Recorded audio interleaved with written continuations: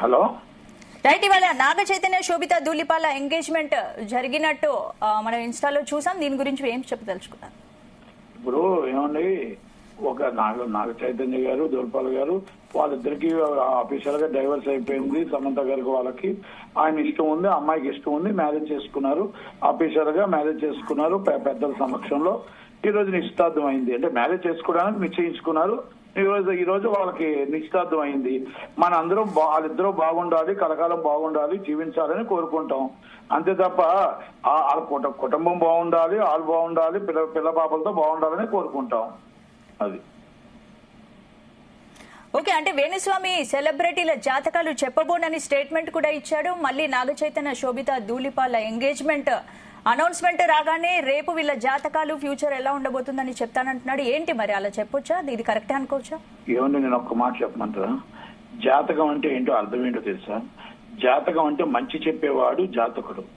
నువ్వు రేపు చచ్చిపోతావు, నువ్వు రేపు పాడైపోతావు, రేపు నీ భార్యను వదిలేస్తావు, రేపు నీ పిల్లల్ని వదిలేస్తావు, నువ్వు రోడ్డు మీద పడిపోతావు అన్నాడు జాతకుడు కాదు. వాడిని జాతకుడు అనరు. జాతకం చెప్పేవాడు అంటే మంచి చెప్పేవాడు, మంచి చేసేవాడు. రేపు ఫ్యూచర్ నువ్వు ఫ్యూచర్ లో పోతున్నావు. ఎప్పుడో మన జాతకం కాదండి, దేవుడు రాసి పెట్టిన తర్వాత మన టైం బాగలేకపోతే మనం పోతాం. నువ్వు చెప్పేదేంటి మాకు జాతకం? అదిగా నువ్వు చెప్పేదేంటి? మా జాతకాలు నువ్వు చెప్పేదేంటి? మంచి ఉంటే చెప్పు, చెడు ఉంటే నీ నోట్లో పెట్టుకో. నువ్వు ఏదైనా చెప్పింది ఏదైనా అయ్యిందా? జగన్మోహన్ రెడ్డి గెలుస్తాడు అన్నావు, ఓడిపోయాడు. అలాగే మొత్తం టోటల్ గా ఇంతకు ముందు ఏదో ఇండియా ఓడిపోతుంది అన్నట్టున్నాడు. మొత్తం అలాగే చాలా ఉన్నాయి ఈయనవి.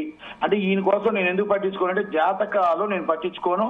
కొంతమంది జాతకాల కోసం మనం పట్టించుకోకూడదు. Is the money minded is జాతకాలు, అంటే బ్లాక్ మెయిలింగ్ జాతకాలు అంటారు. మనీ మైండెడ్ ఇస్ బ్లాక్ మెయిలింగ్ జాతకాలు అంటారు. కాబట్టి దాన్ని పట్టించుకోకూడదు. జాతకం అంటే ఏంటో తెలుసు అంటే ఇప్పుడు Hindu or Muslim or Christian ఎవరైనా దేవుడు ఉన్నాడు అనేది నిజం. దేవుడు ఉన్నాడు అనేది నిజం. ఎంతో మనం మంచి చెయ్యాలి, మంచి జరగాలి.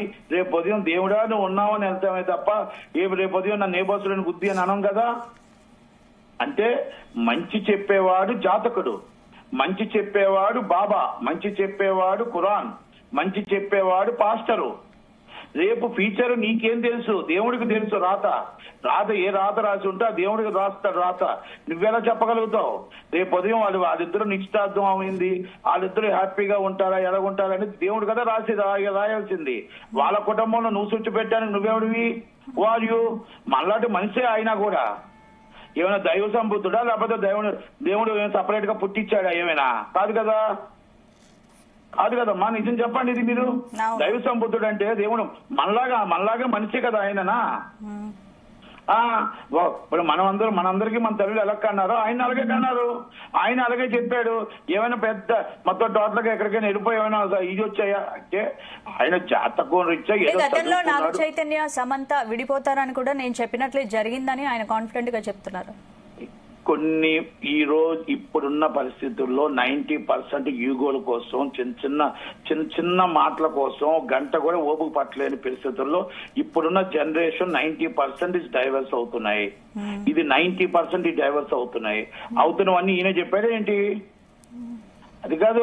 అక్కడ ఎందుకు జరిగింది, ఏం జరిగింది, వాళ్ళిద్దరి విషయం. వాళ్ళిద్దరు ఫ్రెండ్లీగా విడిపోవడం జరిగింది, డైవర్స్ చేసుకోవడం జరిగింది. అదే ఇప్పుడు మరి ఆయనే చెప్పాను అంటున్నాడు. మరి జగన్మోహన్ రెడ్డి గారిని సీఎం గా ఎందుకు చూడలేకపోయాడు? ఈయన ఎందుకు మిస్టేక్ జరిగింది? ఇలాంటివన్నీ కూడా 4-5 మిస్టేక్లు జరిగాయి కదా.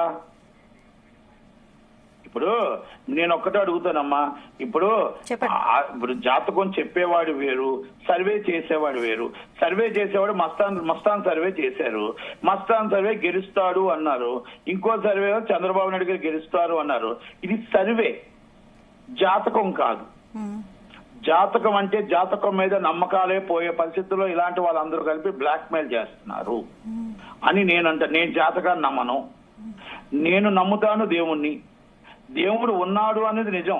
కనబడిన వాడే దేవుడు, కనిపించేవాడు దేవుడు కాదు. నేను దేవుని యేసుప్రభుని నమ్ముతాను, పాస్టర్ నమ్మను. నేను అల్లాహ్ని నమ్ముతాను, ఖురాన్ ఎవరైతే ఉన్నారో అక్కడ ఉన్న పెద్ద నమ్మను. ఆయన మళ్ళాంటి మనిషే కదా. కనుక నేను పూజారిని నమ్మను, దేవుణ్ణి నమ్ముతాను. అంటే ఎవరి ఇష్టం వాళ్ళది, ఎవరి ఆలోచన వాళ్ళది. నేను ఎందుకు చెప్తున్నానంటే మనం మంచి చెప్పటానికే మనం చదవాల్సింది ఏంటో తెలుసా, మన చదువు ఏంటో తెలుసా? పిల్లా పాపలతో బాగుండాలి, నిండు నూరేళ్లు బతికుండాలి, నిండు నూరేళ్లు చక్కగా ఉండాలి అని దీవించు. నువ్వు మనసులో ఉంచుకొని నువ్వు ముందు పెట్టి నువ్వు ముందే విడిపోవాలని నువ్వెలా చెప్తావు? అది జాతకం అంటారా? నువ్వు ఇప్పుడే అది కాదు, నువ్వు ఇప్పుడే చచ్చిపోవాలని జాతకం అంటారా? పలానా రోజు నువ్వు చచ్చిపోతున్నావు జాతకం రాసి ఏ జాతకంలో ఉంది చెప్పండి? మన రాతని రాసే జాతకం ఎవరి దగ్గర ఉంది? అంటే జనరల్ గా నటికుమార్ గారు, ఇప్పుడు సినిమా సెలబ్రిటీస్ అంటే అందరికి ఇంట్రెస్ట్ ఉంటుంది, బట్ వాళ్ళకు కూడా పర్సనల్ లైఫ్ ఉంటుంది కాబట్టి మరి సినిమా వాళ్ళ జాతకాన్ని చెప్పాలనుకోవడం కరెక్టే అనుకోవచ్చు. నేను అది కాదమ్మా, సినిమా వాళ్ళే కాదు, పొలిటికలే కాదు, ఎనీ మొత్తం టోటల్ ఎవరైనా అవ్వచ్చు. వాళ్ళకి పర్సనల్ జీవితాలు ఉంటాయి, పర్సనల్ ఉంటాయి, అన్ని ఉంటాయి, కష్టాలు ఉంటాయి, బాధలు ఉంటాయి. వాళ్ళ మనుషులు కాదా చెప్పండి? వాళ్ళకి కూడా వ్యక్తిగత జీవితాలు ఉంటాయి. ఆ వ్యక్తిగత జీవితాల్లో దూరి పలానా నువ్విలాగా అనడం తప్పు కదా? అది తప్పా కాదా చెప్పండి? ఇప్పుడు ఈ సినిమా ఉంది, ఈ సినిమా ఫ్లాప్ అవుద్ది, హిట్ అవుద్ది, నువ్వెలా చెప్పగలుగుతావు? అంటే ఏంటి సెలబ్రిటీల జాతకాలు చెప్పడం క్యాష్ చేసుకుని ఫేమస్ అవ్వాలనుకుంటున్నారా వేణుస్వామి? ఇప్పుడు రేపు జాతకం చెప్తానని అంటున్నారు, మరి దీన్ని ఎలా చూడండి? ఇప్పుడు ఒక మాట అమ్మా, ఆయన రేపు జాతకం చెప్తానంటే ఈ రోజు మీరు లైవ్ పెట్టారు. నేను ఒకటే చెప్తున్నా, మీరు లైవ్ పెట్టారు కాబట్టి నేను ఎప్పుడు రాను, ఆయన కోసం మాట్లాడదలుచుకోను. కానీ ఎందుకు నేను మీకోసం వచ్చానంటే ఇది ప్రతిసారి అలవాటు అయిపోతుంది. ఇప్పుడు రేపు ఏం చెప్తాడు, రేపు ఏం చేస్తాడు అది కదమ్మా.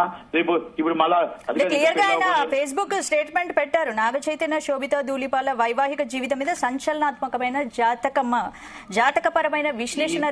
ఏం చెప్పగలుగుతాడమ్మా ఈ సంచలనాత్మక జీవితం? ఏం జీవితం చెప్పగలుగుతాడు? ఏముంది చెప్పండి? దానికి ఏ ప్రకారంగా చెప్పగలుగుతాడు? ఇప్పుడు నిన్న చెప్పిన దానికి సమాధానం చెప్పండి. వైసీపీ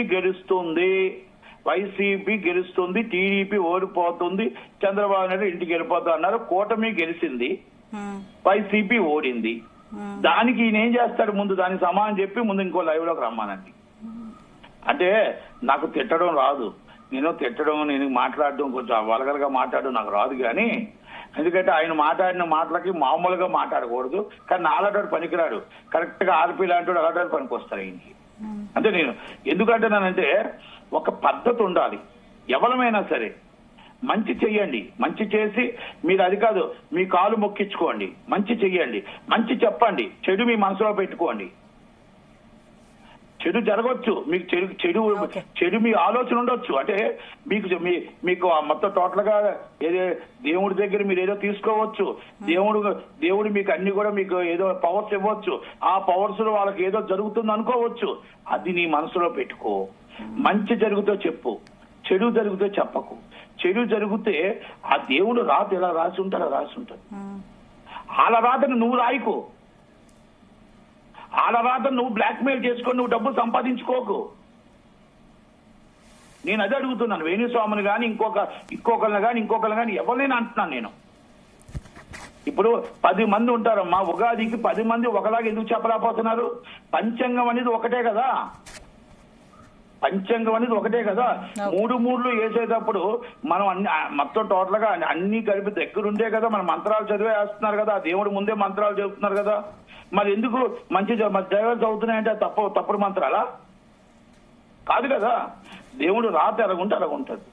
మనం వెళ్తున్నాం, గుడికి వెళ్తున్నాం, మా గుడిలోకి వస్తున్నప్పుడు ఏదో జరుగుతుంది. ఆ జరుగుతున్నప్పుడు దేవుడు చెప్పు చేసినట్ట? అది కాదు కదా. శబరిమలకి వెళ్తున్నాం, ఏదో జరుగుతుంది. లేకపోతే తిరుపతికి వెళ్తున్నాం, లేకపోతే ఆ దర్గాకి వెళ్తున్నాం. సెలబ్రిటీ జోలికి పోను, వాళ్ళ జాతకాలు చెప్పను అని మళ్ళీ మాట మారుస్తున్నారు. ఇంకోటమ్మా, ఇప్పుడు మాట మీద నిలబడేవాడితోని ఆయన జాతకం, ఆయన బాబా, ఆయన కోసం చెప్పొచ్చు. గంటకొక మాట మార్చేవాడు, గంటకొక పూటకో మాట మార్చేవాడు, పూటకొకతో మాట్లాడేవాడు. మనం ఏం మాట్లాడగలుగుతాం? మీరు చెప్పండి. అది నమ్మిన వాళ్ళు ఇష్టం. ఇప్పుడు ఆయన కోసం నమ్మిన వాళ్ళు ఇష్టం, మనం ఏం చెప్పలేము. ఇప్పుడు నేను ఇంకొకటి మాత్రం సీరియస్ గా చెప్తున్నా. మా సినిమా వాళ్ళు జోలికి వచ్చి నువ్వు ఒకటి మాత్రం చెప్తున్నా, మా సినీ ఇండస్ట్రీలో ఆడపిల్లల జోలికి కానీ రేపు ఉదయం జాతకాల్లో ఇదవుద్ది అని కానీ చెప్తే మాత్రం బట్టలు ఓడ తీసి కొడతాం. అదే చెప్తున్నా నేను, బట్టలు ఓడ తీసి కొడతాం. ఎందుకంటే చెడు ఉంటే నీ మనసులో పెట్టుకో. మంచి ఉంటే చెప్పు. రేపు ఆడపిల్లలను గాని వాళ్ళని గాని ఇబ్బంది పెట్టొద్దు. ఇబ్బంది పెట్టేది ఉంటే మాత్రం ఫస్ట్ మా association and film chamber and council immediately complaint and police station immediately and CP గారికి ఇమ్మీడియట్లీ పెట్టి ఇలాంటి జాతకాలు చెప్పేవాడిని ముందు లోనేసేయమంటాం. మేమేమంటున్నాం అంటే నీకు పవర్స్ ఉండొచ్చు, నువ్వు ఐశ్వర్యాలతో నీకు అన్ని ఉండొచ్చు, నీతో దేవుడు మాట్లాడొచ్చు.